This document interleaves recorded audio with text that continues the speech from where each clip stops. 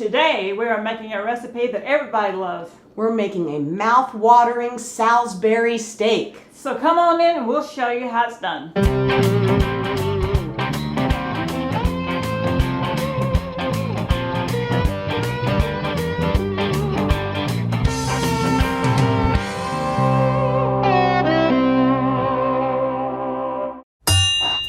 Welcome back to Cooking with Shotgun Red, and I'm Sheila. I'm Jennifer. And today we got a recipe that everybody loves. Oh, absolutely. And it's good any time of year.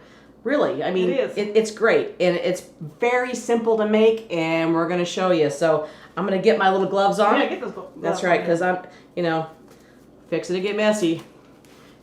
I could do this bare hand, but then it gets in the rings and everything else, so I'm not going to do that. I'm actually going to... Instead of taking your rings off, you just put that over it. Just put the gloves over it. Like scalpel. Yeah, here. So we're starting with 2 pounds of lean ground beef. Right. And we've got a cup of just plain breadcrumbs. There we go. And we've got 1 egg. There we go.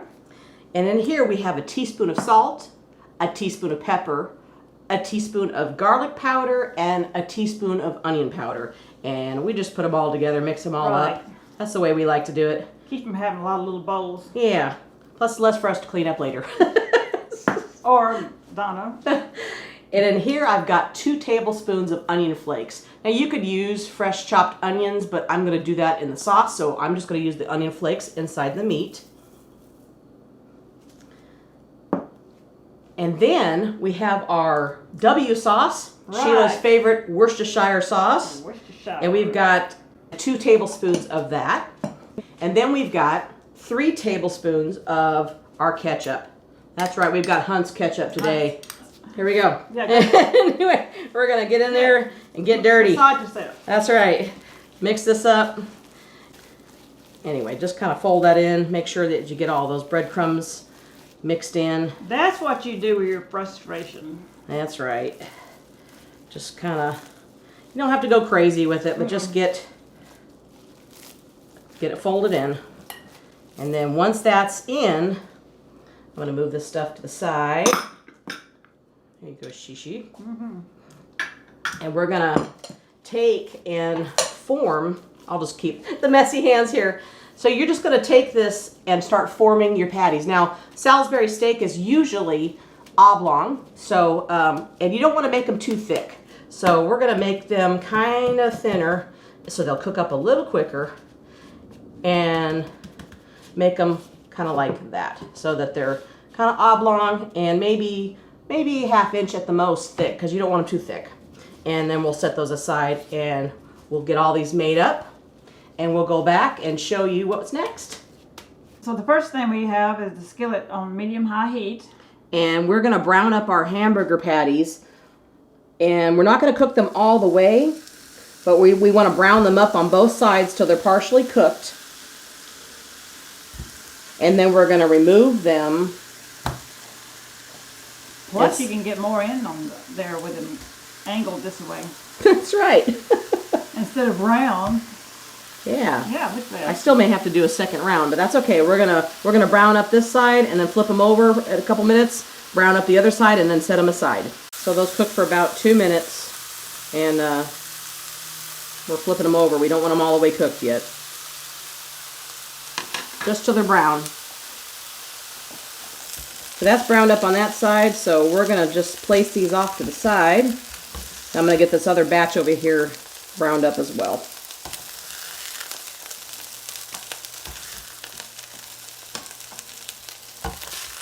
So once we have the hamburger meat browned up, and we're going to leave, we don't have a lot of drippings because this is lean ground beef, but we're going to add a little bit of olive oil, Sheila. About 2 tablespoons. And it's good. And we're going to add some onions, about a cup of onions. And about 2 cups of mushrooms. And these are just your white mushrooms. About right. We're going to saute this up so the onions are translucent. And that will happen fairly quickly. It doesn't take very long to do that. And the mushrooms are going to shrink.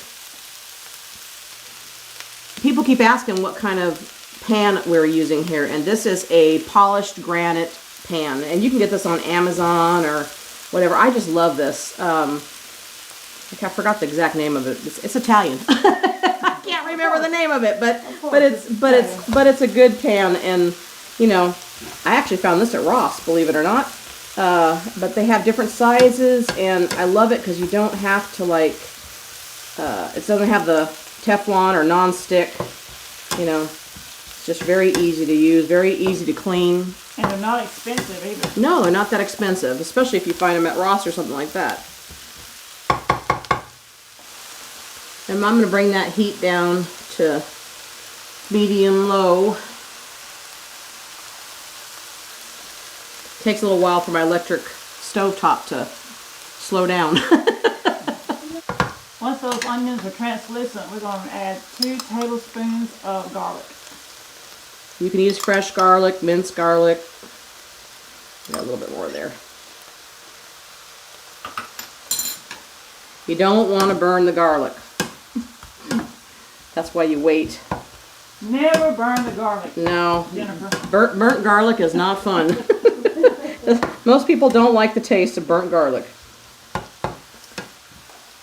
And once we get that, you see those are all shrinking down too, all the mushrooms.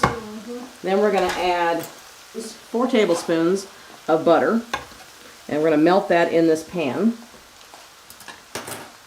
And once that's melted,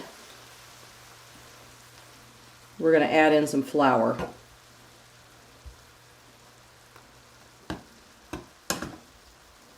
And it won't take very long.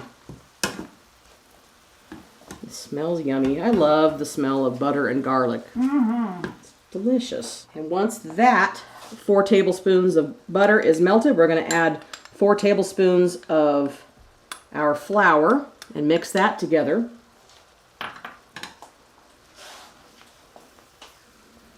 And that's going to be kind of a thickening agent for the sauce. So we're just going to mix that all together, and you want to make sure that cooks for about a minute or 2 so you cook up that flour taste. Alright, so once that has cooked a little bit, we're going to add in 4 cups of beef stock, beef broth. And we're going to just stir that in. So you're using the whole container. That's 4 cups.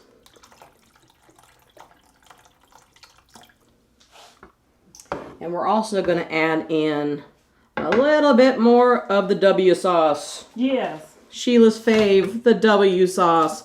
About a tablespoon. And I'm not even going to measure that because that's just how I roll. That's how most people roll. That's how most people roll in the kitchen. I don't know about you.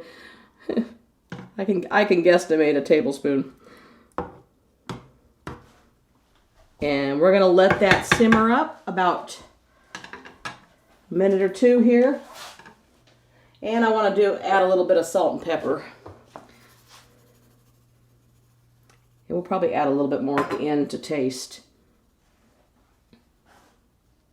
So once this gets up to a simmer and it starts to bubble a little bit, we're going to add these patties back in. And we're going to cover it and let it cook.